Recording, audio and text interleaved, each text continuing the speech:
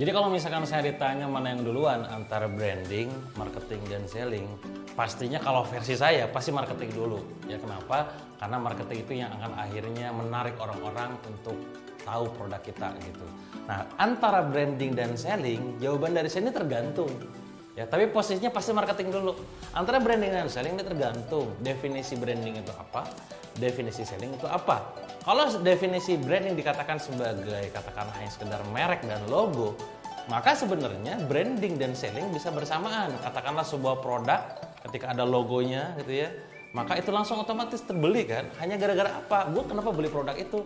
Gara-gara ada merek dan logonya. Jadi branding dan selling bersamaan gitu.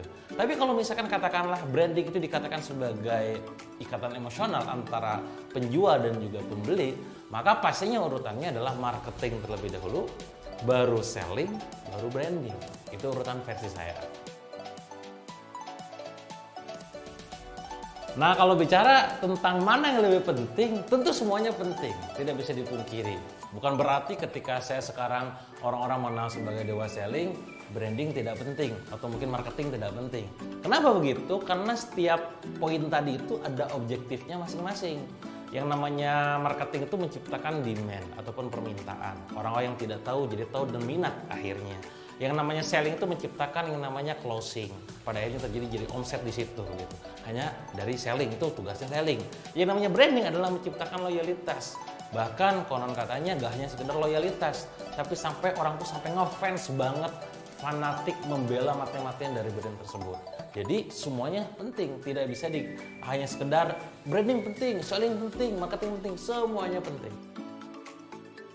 Ya yang menarik dari Pak Abi sebenarnya dari segi experience-nya ya. Karena kalau bicara masalah brand, ini brand pada umumnya ya.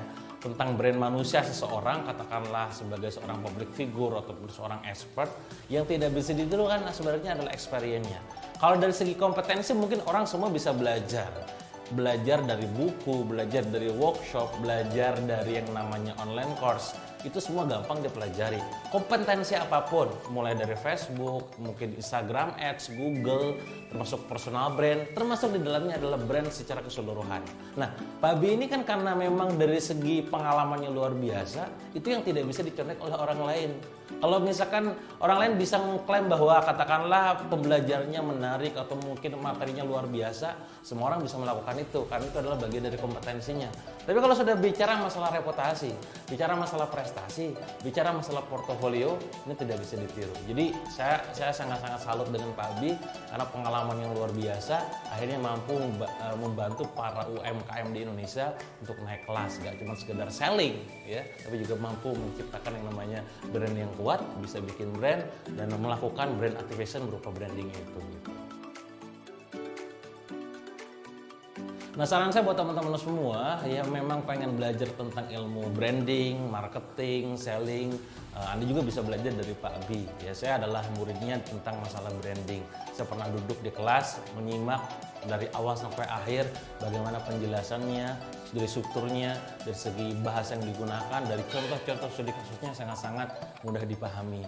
Jadi ketika misalkan Pak Abi ini memberikan sebuah pembelajaran ataupun katakanlah ada yang namanya online course, workshop ataupun kelas online, silakan Anda ikuti saja karena beliau adalah orang yang memang punya pengalaman di situ dan memang punya prestasi juga dan punya kompetensi untuk ngajarin kita tentang cara bikin brand. Baik dari segi tentang branding, selling, marketing, dari segi yang namanya brand activation, dari segi brand hacking dan macam-macam. Saran saya sih ikutin semua programnya. Kalau misalkan Anda pengen belajar ke Pak Abi, silakan nanti Anda ikuti aja kelas-kelasnya. Mungkin Anda bisa cek di halaman video ini atau mungkin di postingannya nanti ada link khusus. Silakan Anda klik aja langsung, belajar langsung dari Pak Abi ya. Recommended banget.